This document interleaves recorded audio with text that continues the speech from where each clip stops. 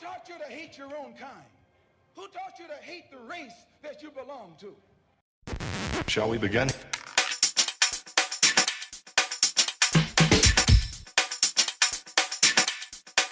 Let's begin now.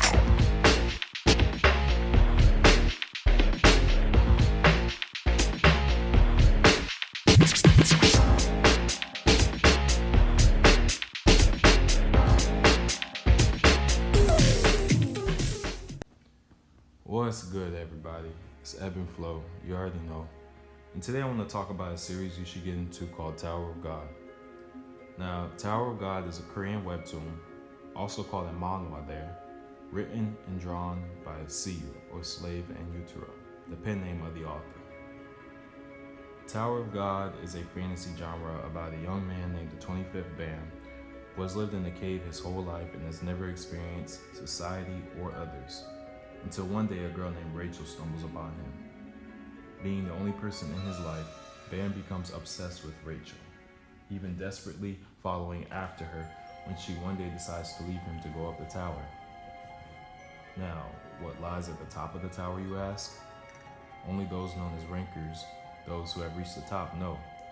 However, it is said that anything you could possibly want or imagine is there.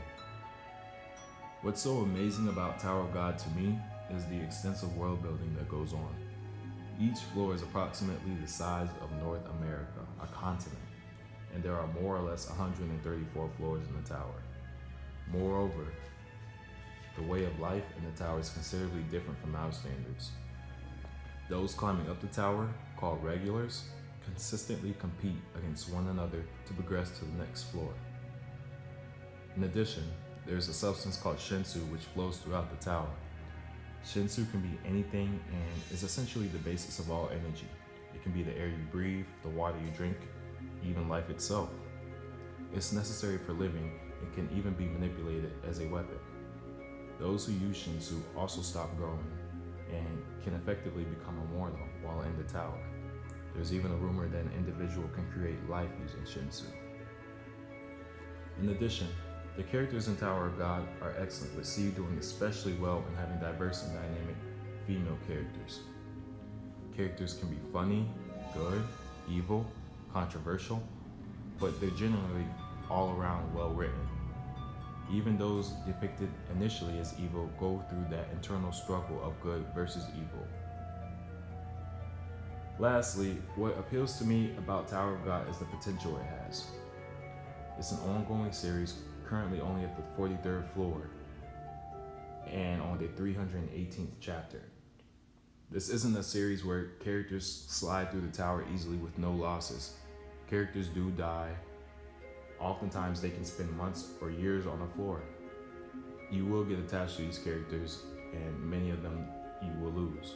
However, this only adds layers and depth to an already amazing story. One thing I will critique Tower of God about is the initial art. It isn't the best. However, you can and will notice Siyu's progression as an artist, and it is an amazing one. Current chapters is illustrated beautifully. All in all, Tower of God is an amazing series, and I wouldn't recommend it if it was lackluster. Personally, it's one of my favorite ongoing series to date. While it needs 20 or so chapters to really get going, once it does, it definitely doesn't stop.